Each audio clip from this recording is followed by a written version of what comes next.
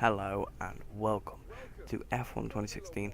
This is a quick video with a postcom of my initial impressions of the game. So first thing I'm going to do is do some time trial around Sepang, Malaysia, just to get a feel for the handling model, and I'll talk about my opinion of the handling model and things while we're doing the lap. The lap wasn't the best lap I did better. I did do a 1:36.4, which put me fourth in the world. But here we are at the Sepang International Circuit for time trial, and all the assists were on, so I had to turn them all off.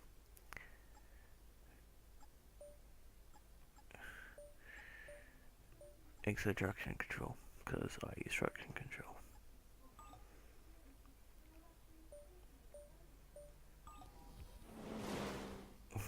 I don't even know why I just unpaused it. Just trying to navigate the UI. So the lights are going out one by one and start the lap. So the first thing I noticed was the downforce. There seems to be a lot more downforce on the cars this year, like grip through corners. Because in F1 2015 there was a lot of understeer. But in this game there seems to be like barely any understeer at all, but a lot of oversteer. So it's like exactly the opposite of F1 2015. But in the way that F1 2015 felt nice, even though I had a lot of understeer, it felt quite realistic.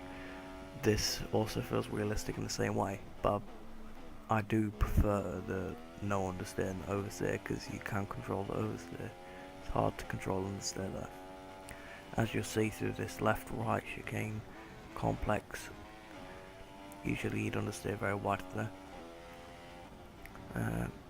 Rambling on a bit, need to talk a bit quicker.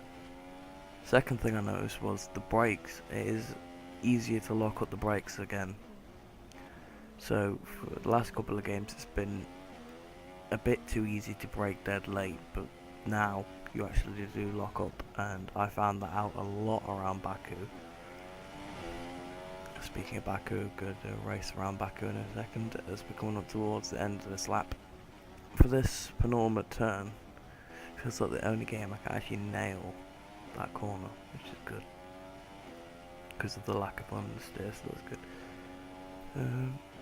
I've said that too many times. In braking for the last corner at the 100-meter board, you can go in there about 50 and you will probably still make the corner.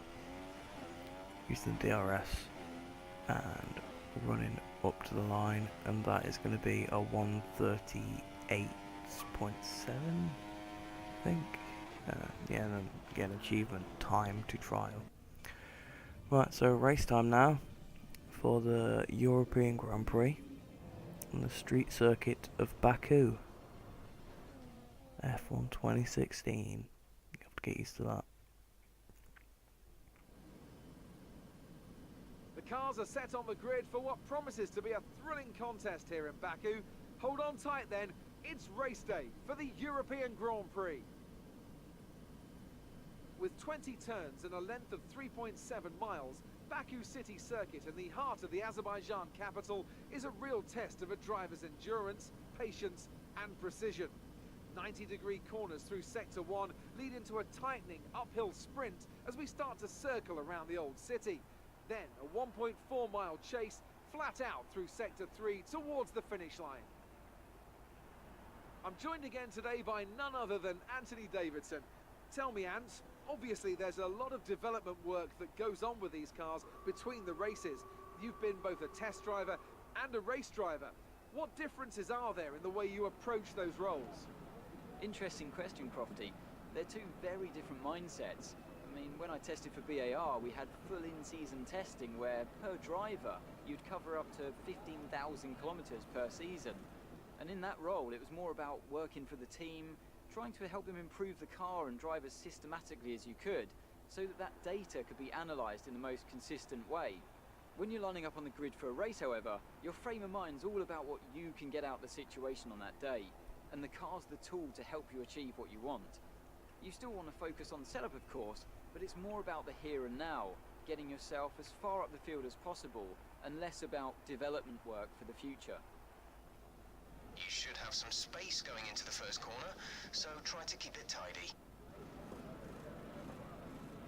So before the off, let's remind ourselves of yesterday's qualifying session with a look at the starting grid. Lewis Hamilton lines up on pole position, with Nico Rosberg alongside. Looking down the rest of the grid, we have Vettel, Raikkonen, So Daniel starting in Ricciardo, P6, I and can't bother to be silent anymore.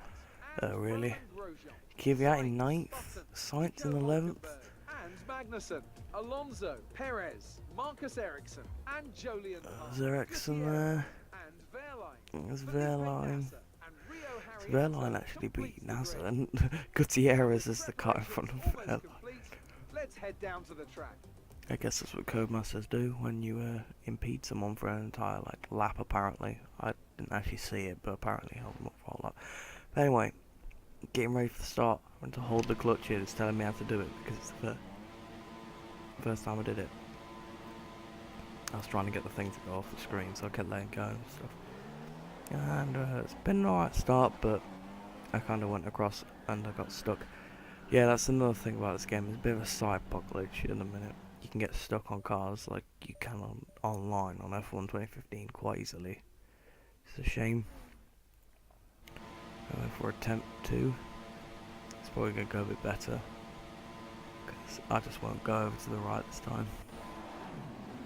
Stay behind in the slipstream of Kimi Raikkonen. Diving onto the inside, tapping Nico Rosberg. That's definitely going to be a penalty. Yes, it is. 2-second time penalty. That penalty will be very crucial. Well, so this track is a very interesting track. Obviously, Baku, new track on the calendar. Obviously, Hockenheim is back on the calendar this year, but if you played the old games, you've driven Hockenheim, you know what it's like. But Baku, on the other hand, it's a completely different track. It's like Monaco, but harder somehow. Because Monaco has a few high-speed corners, but has a lot of low-speed corners as well, so it balances it out. But this track has mainly high-speed and medium-speed corners, really. The castle section isn't even the hardest part of the track, I would say. Going into the castle section now, it's literally one car width here, so you can actually get that quite nicely. It does flow nice with the castle section, but it's this next corner that is just absolutely horrible. But I think I'm going to cut it. Pascal Wehrlein's out, yeah. And then this one isn't very good either. Ericsson's been disqualified, NASA's been disqualified here, Bottas, Gutierrez has been disqualified with this. And Arianto, it's only 17 cars left. It was because there was a pile up at the castle section. So starting lap 2, down in P6, up to P5 though, to run up the line for the final time. Massa gets past, and it's at 10th place because I got 2 seconds worth of penalties. That's how close it was. I was not training his AR cars, I promise. And Toto Wolff looking very happy there. So anyway guys, thanks for watching and listening to my first impressions of F1 2016. I'll try and get a career mode out later today. Yeah, thanks for watching. Remember to like, subscribe, and I will see you in the next video. And that's exactly what happened. Their car just looks so comfortable out there. And here are our podium drivers today after that excellent race. They've excelled here, as they so often do, and it's a well-deserved victory. Mercedes, then, are on top today.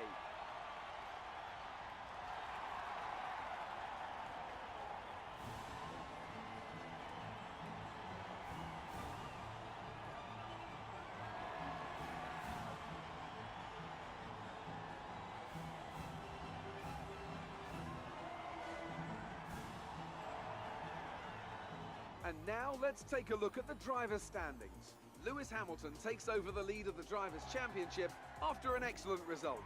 Now then, Anthony Davidson, who was your driver of the day?